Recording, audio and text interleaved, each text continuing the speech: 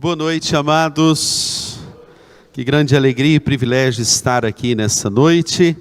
Uma noite especial de comemorações dos 36 anos desta amada igreja. Uma igreja que é uma referência para todos nós, para o nosso estado. Uma agência missionária, evangelística, capacitadora de líderes e que tem sido notabilizada por sua excelência na música e bem como tudo o que faz. Louvo a Deus pela vida dos amados irmãos. Eu vou apresentar a minha família. Eu vou pedir que coloque lá os slides. Nós vamos pensar hoje sobre a igreja de Laodiceia e o tema que nós vamos pensar é sobre o engano da autossuficiência. Quero convidar você a abrir a sua Bíblia, a palavra de Deus em Apocalipse capítulo 3, enquanto eles colocam ali isto. Ela não aparece aqui, somente aqui, né? Ok. Então nós vamos refletir um pouco sobre essa carta que o Senhor Jesus mesmo deixou para a igreja de Laodiceia. Vamos ver se a canetinha aqui, meu amado irmão, passa, né? Para que a gente possa... Isso, ele está colocando ali. Não, ela não está tendo a dimensão para passar aqui, né? Depois você tenta outra. Isso. Ok. Eu queria apresentar a minha família, quero que você coloque lá, né? Sou casado há 26 anos, há 9 meses e 21 dias, casado para sempre, com a melhor mulher do mundo, um pedacinho do céu, que é a Kelly. Eu a conheci com 9 anos, quando nós nos mudamos da cidade de Uberlândia, lá no Triângulo Mineiro, onde eu nasci, para Governador Valadares. Nós fomos para ali, porque o meu pai é pastor também, foi pastorear ali. E quando nós estávamos descarregando a mudança, o pai da Kelly nos chamou para tomar uma limonada na copa dele e apresentou a Kelly e disse: essa é a minha filha, tem 9 anos e já sabe fazer angu. Eu me apaixonei por ela. E começamos a namorar na adolescência com cartinhas, né? E não é que deu casamento? Em 1998 nós nos casamos, Deus nos deu Davi Marcos. Ele estava no Rio de Janeiro, tinha passado em medicina, menino muito inteligente, muito capaz, muito estudioso, e ficou lá um tempo, estudando, e de uns dias para cá ele falou que quer ser pastor, irmãos. Eu falei: faz medicina. Melhor do que fazer medicina é ser pastor. Claro, sem dúvida. E então Deus está o chamando para a obra. E a Larissa também agora está se desenvolvendo também na área de adoração, compondo músicas em inglês, se capacitando, quer estudar fora. É uma menina muito talentosa. Daí Deus nos separou esta família para que juntos sirvamos ao nosso Deus. Quero falar aqui, ele vai projetar ali para nós, vai tentar trazer uma canetinha que passe, né? Que aí fica mais fácil. Mas enquanto ele traz, quero apresentar aqui primeiro o livro da Kelly. A minha esposa escreveu esse livro, Florescer, da semente ao fruto. Um livro que ajuda você, mulher, a entender a respeito de como você pode frutificar, como você pode abençoar a sua própria casa e pode ser uma extensão com seus ramos frutíferos dentro da sua casa. Obrigado, querido. Amém. Deixa eu ver aqui se nós vamos conseguir. Pode colocar aí, irmão. A distância está grande, né? É. Agora aqui é o contrário. Beleza, já entendi aqui. Isto. Esse livro Deus me deu a alegria de escrever também. 40 dias intencionais. Eu estava com uma angústia muito grande, porque trabalhando com pequenos grupos, com o discipulado em especial, eu percebi que as pessoas tinham muita dificuldade em discipular pessoas, em cuidar de pessoas. E as pessoas, por anos na igreja, com muita dificuldade no discipulado. Então, quando nos mudamos para aqui, a igreja já trabalhava com pequenos grupos, né? A nossa igreja é uma igreja que está com 127 células, e então eu percebi que faltava a intencionalidade. E Deus me deu a alegria de escrever esse livro, porque ele é um paralelo do amor extravagante, o amor que se doa, com os encontros intencionais de Jesus com Zaqueu, a mulher samaritana, a mulher do fluxo de sangue, com Jairo e com todos os personagens do Novo Testamento, basicamente no Evangelho de Lucas. E então nós temos aqui uma praticidade para que você aprenda também. Amanhã eu vou trazer alguns livros para que você que quiser adquirir. Hoje nós vamos deixar o nosso irmão lançar o livro dele, né? E aí você compra o livro dele e amanhã você pode ser abençoado também com esse livro. Vamos então à leitura da palavra de Deus em Apocalipse capítulo de número 3, verso de número 14. Estou muito feliz de estar aqui com essa amada igreja, essa relevante igreja que é muito abençoada. A palavra do Senhor nos diz assim: ao anjo da igreja em Laodiceia, escreva: essas coisas diz o Amém, a testemunha fiel e verdadeira, o princípio da criação de Deus. Conheço as obras que você realiza, que você não é nem frio nem quente. Quem dera você fosse frio ou quente. Assim, porque você é morno e não é nem quente nem frio, eu estou a ponto de vomitá-lo da minha boca. Você diz: eu sou rico, eu estou bem de vida e não preciso de nada. Mas você não sabe que é infeliz. Sim, miserável, pobre, cego e nu. Aconselho que você compre de mim ouro refinado pelo fogo, para que você seja de fato rico. Compre vestes brancas para se vestir, a fim de que a vergonha da sua nudez não fique evidente, e colírio para ungir os olhos, a fim de que você possa ver. Eu repreendo e disciplino aqueles que amam. Portanto, seja zeloso e arrependa-se. Eis que estou à porta e bato. Se alguém ouvir a minha voz e abrir a porta, entrarei em sua casa e cearei com ele e ele comigo.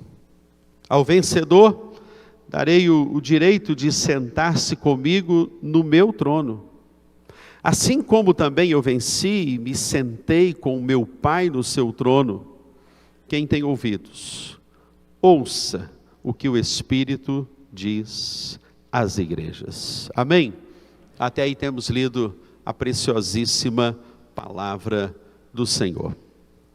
Bem, é muito interessante olhar para a nossa própria vida, e quando nós começamos a identificar que alguns sintomas do nosso próprio organismo começam a apresentar que a nossa saúde não está boa. Começamos a perceber que os nossos ossos, os nossos órgãos, começam a apresentar algum sintoma de que estamos doentes. E é muito interessante porque nós só procuramos o médico quando temos algum sintoma. É muito difícil uma pessoa, um ser humano, ir ao médico sem se sentir nada. É muito raro. Analisar algumas taxas e perceber os níveis, por exemplo, da nossa glicose, do nosso colesterol. Analisar alguns sintomas que o nosso organismo começa a apresentar, é somente quando de fato, há sinais claros. E quando nós olhamos e percebemos a igreja de Laodiceia, eu acredito, querido, que a canetinha nós não vamos conseguir passar aqui, né? Deixa eu ver, não vamos, deixa eu ver. Então você vai ter que acompanhar comigo aí, tá bom, querido? Ao olhar para a igreja de Laodiceia, o Senhor está apresentando alguns sintomas de uma patologia espiritual. O próprio Cristo, ao olhar para a igreja, o próprio Senhor, amante da igreja, aquele que perscruta, vasculha e sonda os corações, sonda as mentes, sonda as motivações, sabe dos atos, sabe da arte do disfarce, reconhece e sabe quando o ser humano, ele quer esconder algo. O que ele denuncia nesta igreja está nítido. E é interessante porque é a única igreja a qual o Senhor Jesus mesmo escreveu uma carta de amor, que não há nenhum elogio. Então, há algumas denúncias que o Senhor Jesus faz desta igreja. E quando caminhamos por essas denúncias, nós podemos perceber algumas realidades, analisar e aplicar à nossa própria vida algo que o Senhor quer falar individualmente ao seu coração.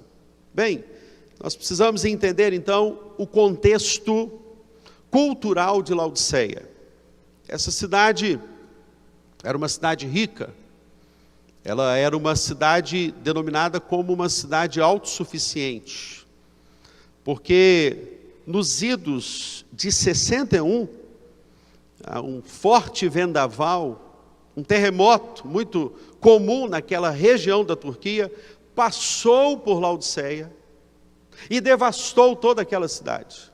Só que aquela cidade era tão imponente, e ali tinha banqueiros, homens muito ricos, que se gabavam da sua riqueza, que aquela cidade não precisou pegar emprestado recursos com o imperador da época, porque ela tinha recursos. Por isso o próprio Jesus, ele vai dizer àquela igreja para que ela comprasse ouro refinado pelo fogo. Havia algo naquela igreja, aquela igreja tinha riqueza. Mas não só isso, queridos, ela era uma igreja também que tinha, aquela cidade era uma cidade que tinha uma indústria têxtil, e era famosa por conta de uma lã muito especial que era produzida somente em Laodiceia. Laodiceia se tornou então um palco, um lugar onde muitas pessoas vinham à cidade para comprar aquela lã. Mas não só isto, aquela cidade também, ela ficou conhecida por um colírio muito famoso da época, chamado pó frígio. E ela se tornou um centro cultural, um centro de medicina, um centro em que as pessoas iam ali para ter os seus olhos curados. Interessante porque no contexto dessa cidade, o próprio Jesus começa a denunciar algumas coisas que tinham a ver com aquela cultura. Mas aquela cidade também, ela tinha um problema. Ela tinha um problema de abastecimento de água. Laodiceia, ela ficava entre duas cidades, Hierápolis e Colossos. Hierápolis era uma cidade que as águas eram quentes, eram águas termais, eram águas muito quentes. E as águas de Colossos eram águas geladas. Como a cidade de Laodiceia, ela não tinha água, os donos da cidade, os proprietários da cidade, eles fizeram arquedutos para trazer as águas de Hierápolis e de Colossos. Só que, quando as águas vinham de Hierápolis, porque as águas eram quentes. Essas águas chegavam lá em Laodiceia, elas já chegavam mornas. As águas que saíam de Colossos, elas saíam de lá frias, mas chegavam na cidade de Laodiceia mornas. E é muito emblemático perceber que o próprio Jesus, ao denunciar o pecado daquela igreja, vai dizer que aquela igreja era morna. A mornidão espiritual, uma característica hoje, queridos, que tem sido um sintoma patológico espiritual na vida dos crentes atuais. É muito nítido perceber que as pessoas hoje, elas já não leem mais a palavra de Deus. A palavra de Deus tem sido uma palavra que já chega mastigada. Por conta das redes sociais, as pessoas começam a ouvir alguns pregadores da mídia. Não que isso seja ruim, mas o que o Senhor, eu entendo que Ele está com saudade. E eu posso aqui, querido, imaginar você na sua sala, você na sua casa, todos os dias que você acorda. Eu quero lhe dizer uma coisa, que Jesus está com saudades de ter um encontro íntimo com cada um de vocês que estão aqui nessa noite. Imagine, querido, amanhã você acordar e saber que naquela cadeira, daquela sala que Deus te deu, daquela casa que Deus te deu, tão bonita, com uma sala tão especial, Ele estará sentado ali, esperando você, porque Ele quer ter uma conversa íntima com você. Ele quer revelar e segredar algumas coisas ao seu coração que nunca Ele falou. Mas, já leu o livro Alguém Viu o Meu Tempo Por Aí, Eu o Perdi? Há um livro que diz, alguém viu o meu tempo por aí, eu o perdi. M. Bondes, no livro O Poder Através da Oração, ele diz que se um crente não ora ao amanhecer, dificilmente ele vai orar à noite. O Senhor está denunciando um problema espiritual. Veja comigo o texto, queridos. A palavra de Deus vai dizer aqui no verso de número 15, eu conheço as tuas obras, as obras que você realiza. Eu conheço as tuas obras, a sua indiferença, conheço as tuas obras, a sua mornidão, conheço as tuas obras, a sua falta de ardor, eu conheço as tuas obras, a sua falta de amor, eu conheço as tuas obras, a tua falta de alegria, de celebrar por uma vida que se converte. Eu conheço as tuas obras, eu sei que você é infrutífero. Eu conheço as tuas obras, eu sei que você não mora. Eu conheço as tuas obras, eu sei que você vive em torno de si mesmo. Eu conheço as tuas obras, o seu egoísmo, o seu orgulho, uma vida que vive em si mesmada, uma vida que vive em torno de si mesmo, uma vida que não vive a alegria de partilhar, uma vida que não serve. O que serve uma vida que não serve? Para que serve uma vida que não serve? E Jesus começa então a dizer, eu conheço a tua obra, eu conheço as obras que você realiza, eu conheço você e sei que você não é nem frio e nem quente. Você não é frio para refrescar, você não traz uma água refrescante, mas você também não é fervoroso. É isso que o Senhor Jesus está aqui dizendo. Isso me faz lembrar da minha avó, a vovó Abigail, uma mulher de Deus, uma mulher ímpar. Ela se casou com um homem não crente, o vovô Cecílio Petrucci. O pastor falou Petrucci, eu lembrei da novela Petrúquio e Catarina, mas eu preciso consertar, é Petrucci, né? É Petrucci, brasileiro, brasileirado, Petrucci, né? E então a vovó Abigail se casar com o vovô Cecílio, uma mulher crente, pacificadora, uma mulher de Deus. A gente costuma dizer que se lá em casa, na casa dela, o chão fosse um pouquinho mais macio, ela teria afundado aquele chão de tanto que ela orava. Quando o vovô Cecílio ia para a linha férrea trabalhar, lá em São Fidélis, estado do Rio de Janeiro, ela ficava em casa ensinando a palavra de Deus para os filhos. E ela dizia, cantando músicas dos personagens bíblicos, ela dizia assim: Rubem, Judá, Simeão, Levi, Dan, Issacar, Zebulon, Naftali, Gade, Asser, José, Benjamim. Ela fazia música. Naquela época não tinha flanelógrafo. Quem é da época do flanelógrafo? Levante a sua mão aí. Você é da época do flanelógrafo? 80, 90, 100, 200, 300, 400 anos aqui, né? Graças a Deus os irmãos estão vivendo bem. Passaram a Covid, né, irmã?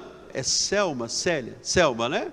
Irmã Selma, membro fundadora da Igreja Batista de Mata da Praia. Uma bênção. Eu sentei no lugar dela, já tive que pedir perdão, né, para resolver essa questão antes de vir ao púlpito.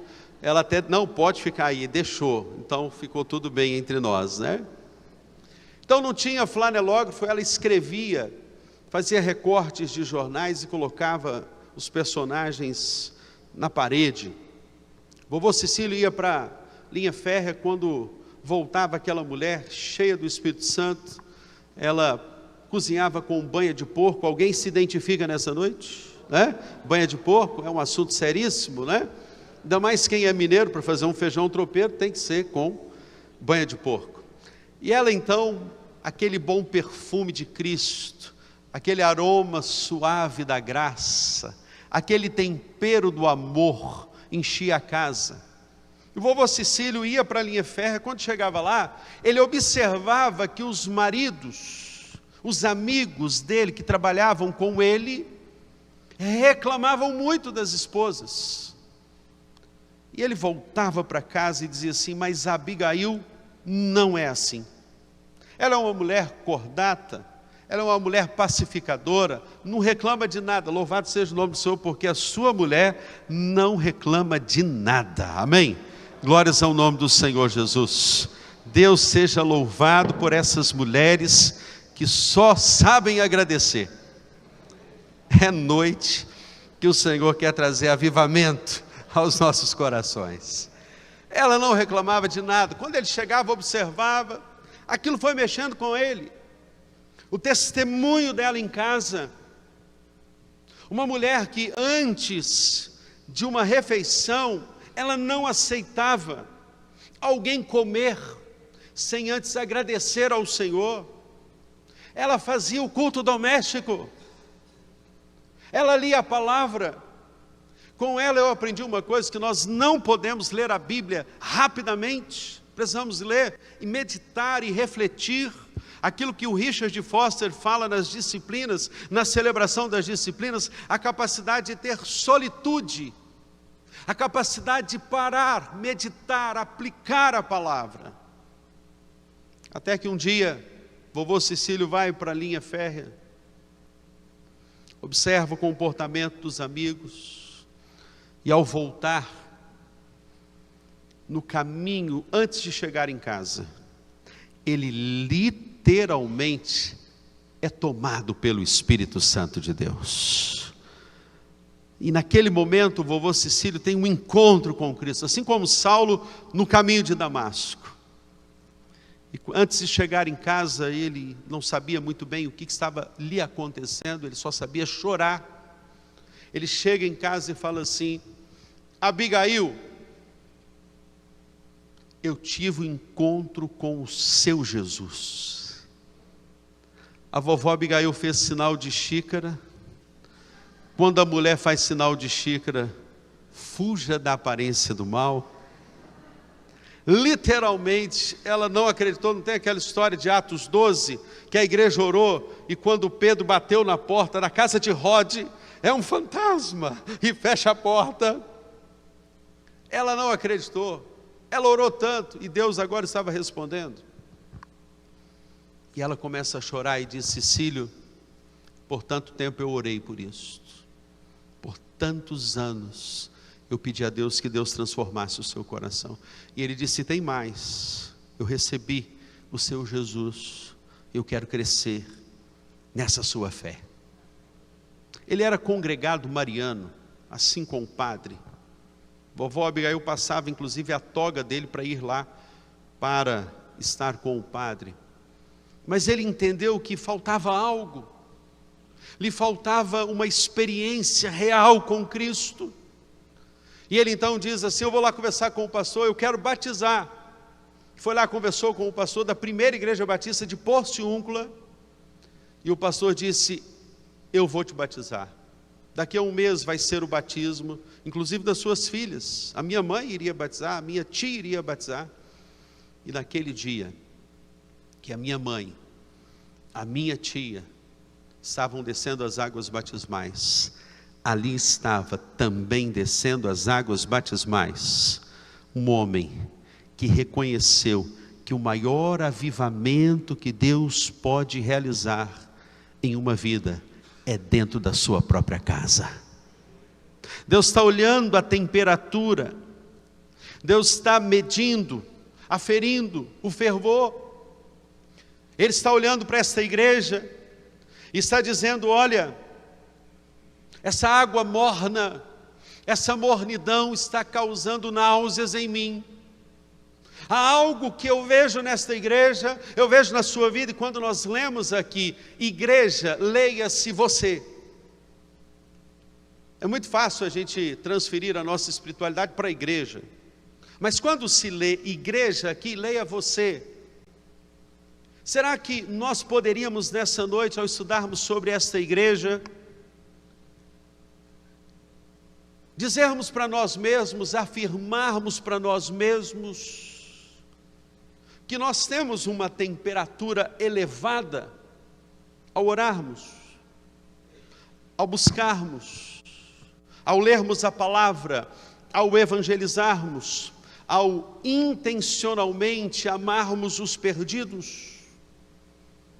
O Senhor então faz uma denúncia. A denúncia feita a esta igreja tem a ver com a sua mornidão. Jesus reprova a atitude de indiferença espiritual.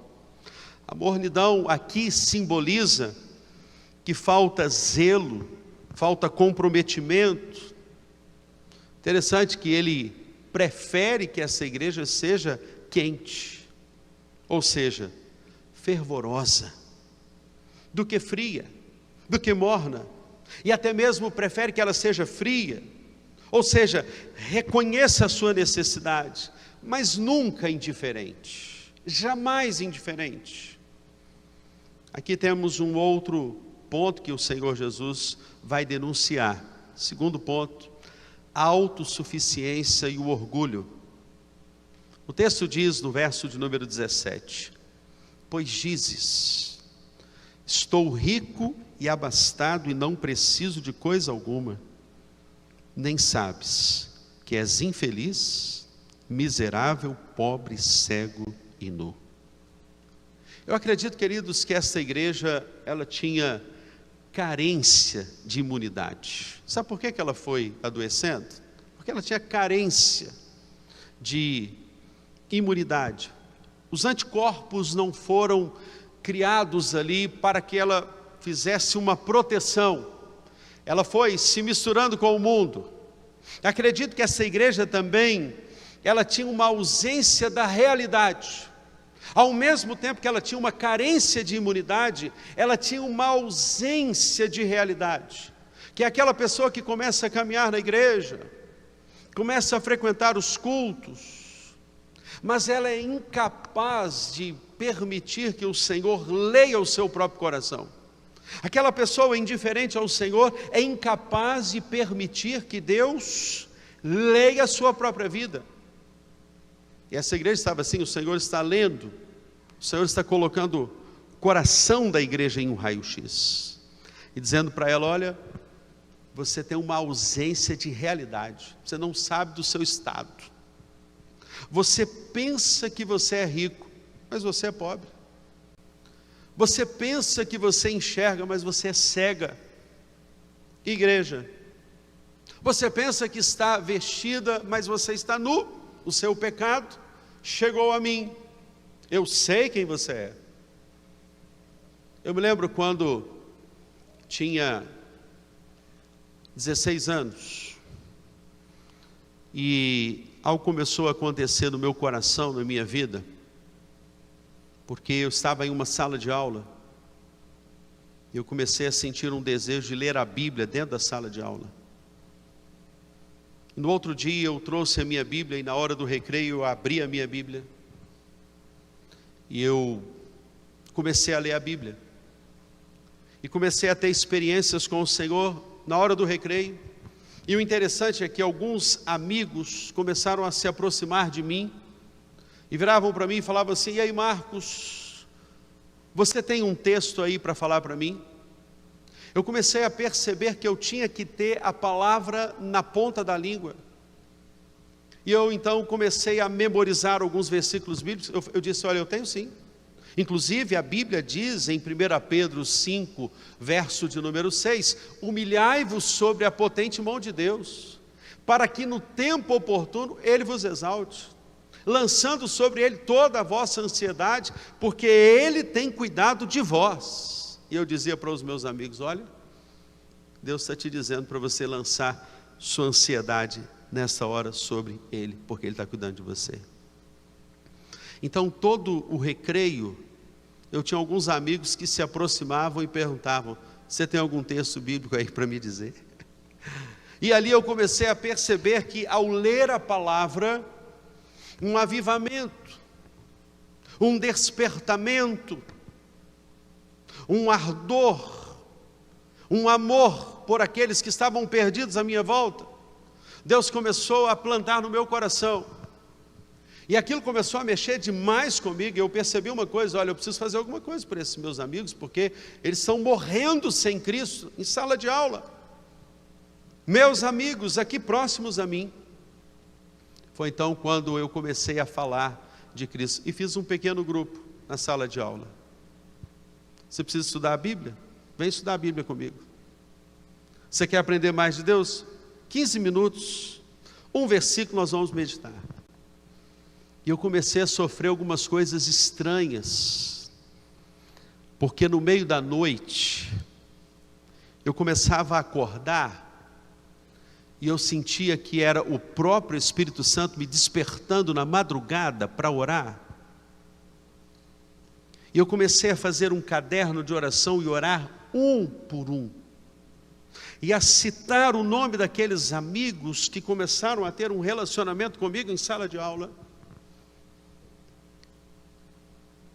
E para a honra e glória do nome do Senhor Jesus, muitos deles, em um recreio, em poucos minutos começaram a declarar: eu entrego a minha vida para Cristo Jesus, eu quero me render a Cristo.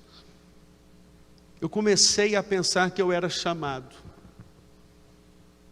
e as crises vieram, acordando de madrugada, orando por aqueles amigos, pedindo a Deus pela vida deles, preparando espiritualmente para ter um texto para falar para eles na hora do recreio.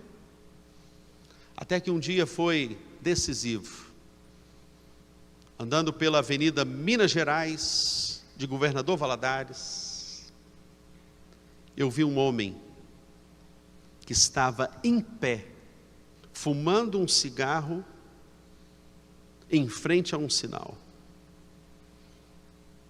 E eu perguntei para Deus naqueles milésimos de segundos: se verdadeiramente eu sou chamado pelo Senhor, eu vou até aquele homem, vou me aproximar dele, vou lhe perguntar como está a sua vida com Deus. E eu me aproximei daquele homem e disse: qual o seu nome? Ele disse: João. E eu lhe perguntei: como está a sua vida com Deus? E ele disse assim: por que você está me perguntando isso, rapaz? Eu disse: olha, eu estava caminhando aqui e senti que eu preciso te perguntar como está a sua vida com Deus. E aquele rapaz jogou o cigarro fora, começou a chorar e disse assim: eu estava aqui nesse sinal, aguardando o próximo carro que iria passar. porque eu iria me lançar em frente a esse carro e dar cabo da minha vida. E você veio a mim, rapaz, perguntar como está a minha vida com Deus. Eu disse: você é a resposta que eu precisava de Deus. Deixa eu te dizer uma coisa. Você hoje pode entregar o seu coração para Jesus. Basta você reconhecer que você é um pecador. Reconhecer que é por mérito dEle, é por sacrifício dEle. Ele pagou o preço na cruz do Calvário por você, por mim. Você pode fazer essa oração hoje, entregar o seu coração para Jesus. E aquele homem, naquele mesmo instante, chorando em lágrimas, ele entregou o coração para Jesus. E eu disse: você é a resposta que eu precisava. E ele disse: você que é a resposta que eu precisava. E eu disse: eu sou daquela igreja ali, Igreja Batista da Esperança, aqui na Avenida Minas Gerais, perto da Praça da Valdinelli, uma pizzaria antiga que tinha em Valadares, Alcinda, lembra disso? E aquele homem começou a caminhar com o Senhor. Eu não tive dúvidas que Deus, quando começa a mover um coração para sair do estado de mornidão, do estado de indiferença, de frieza, é porque Ele quer fazer algo novo. Mas há algumas coisas que Deus então, Ele quer nessa noite nos dizer à luz dessa palavra. Terceiro lugar, uma necessidade de arrependimento e dependência de Deus. Jesus exorta a igreja a buscar 3 coisas dele: ouro refinado pelo fogo. Isso significa riquezas espirituais. O próprio Jesus, ele denunciou isso: olha, não ajunteis tesouros na terra, onde a traça e a ferrugem consomem, onde os ladrões roubam e minam, mas antes ajunteis tesouros nos céus. Ele diz vestiduras brancas. Isso significa santidade, pureza. Deus quer fazer um avivamento na Igreja Batista de Mata da Praia. O Senhor Jesus quer fazer um avivamento na minha vida, na sua casa. Sam Tippett, ele disse que se você quer ver um grande avivamento acontecendo na sua vida, você deve fazer um círculo em torno de si mesmo, ver o que está errado, denunciar os seus próprios erros. Às vezes você não tem problemas de sexualidade, mas você tem um problema com o criticismo, a crítica. Às vezes o seu problema nem é um problema assim moral, com roubos, mas seu problema é a indiferença, seu problema é a frieza, seu problema é a omissão. Eu acho interessante porque Gregório Friesel, quando ele escreve o livro Retorno à Santidade, é um livro que eu indico você a ler, ele diz que há um pecado que nós muitas vezes passamos desapercebidos, e é o pecado da omissão. E Tiago vai dizer: o bem que eu sei que eu preciso fazer e não faço, aquele que sabe que deve fazer o bem e não faz, comete pecado. Então o Senhor está olhando como um Deus gracioso, misericordioso. Compre de mim ouro, compre de mim vestes brancas, para cobrir a sua nudez. E ele diz por fim, colírio para os seus olhos. Isso significa discernimento espiritual. E eu tenho absoluta certeza, mãe, que você quer mais sabedoria, para que você tenha maior clareza, para entender o coração do seu filho. Discernimento espiritual, colírio para os olhos. Eu não tenho dúvida que você, homem, quer entender como você pode ser um homem posicionado dentro da sua casa, um sacerdote dentro da sua casa, um homem que ora, um homem que clama, um homem que leia a Bíblia, um homem que conquista o coração do filho. E ele está dizendo: compre de mim esse colírio. Eu tenho um colírio especial para dar clareza e discernimento.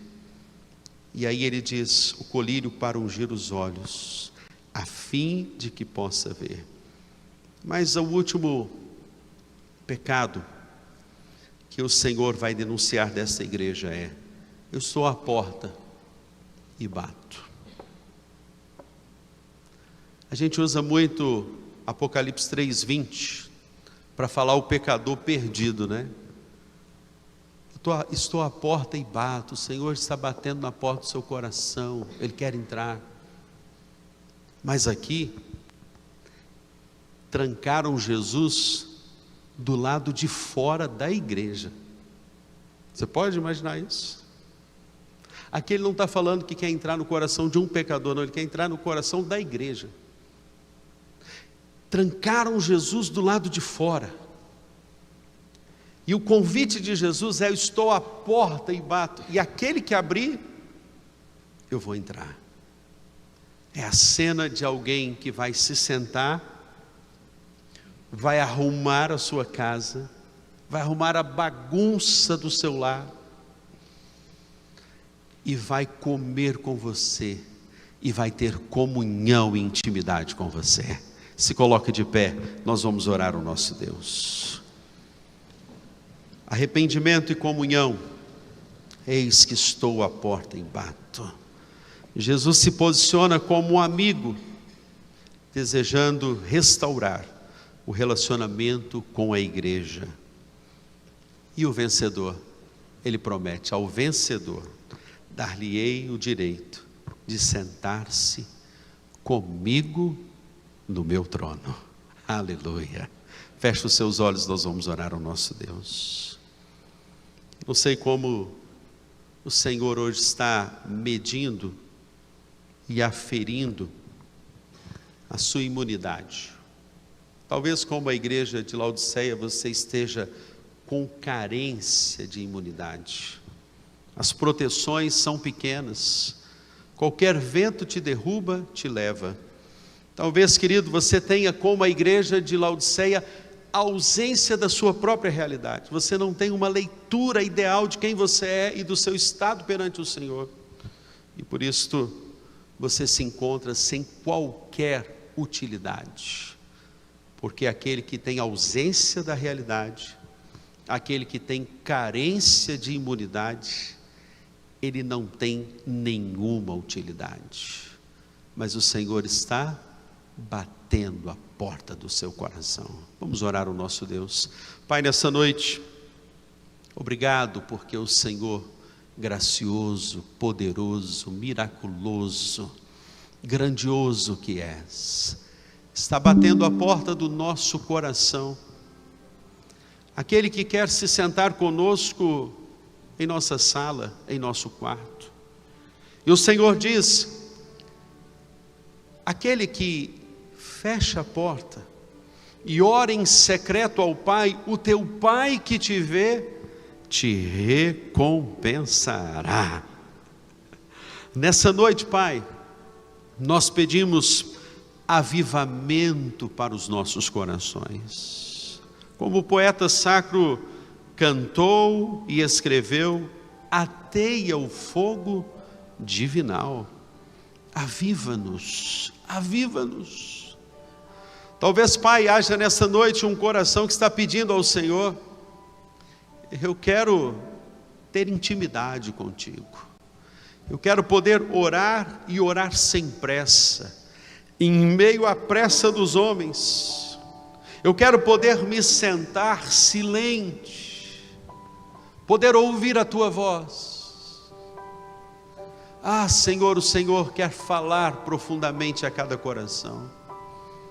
Você que nessa noite está dizendo assim: eu quero, Senhor, eu quero esse avivamento para o meu coração. Eu confesso, reconheço a minha mornidão, mas eu quero experimentar de Ti, mais de Ti.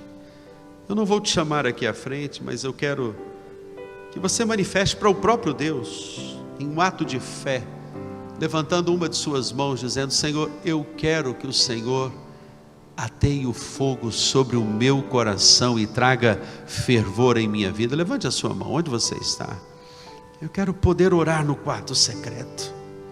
Eu quero poder ler a palavra não por ler, eu quero ler a palavra com lágrimas, porque eu quero orar, eu quero te buscar, e tu és o noivo que espera a tua noiva. Deus abençoe, Deus abençoe, Deus abençoe, Deus abençoe, Deus abençoe a sua vida, Deus abençoe. Pai, nesta noite, aquele que começou a boa obra, nós cremos, o Senhor vai completá-la até o dia de Cristo Jesus. É a nossa oração no nome de Jesus. Amém e amém. Deus abençoe, queridos.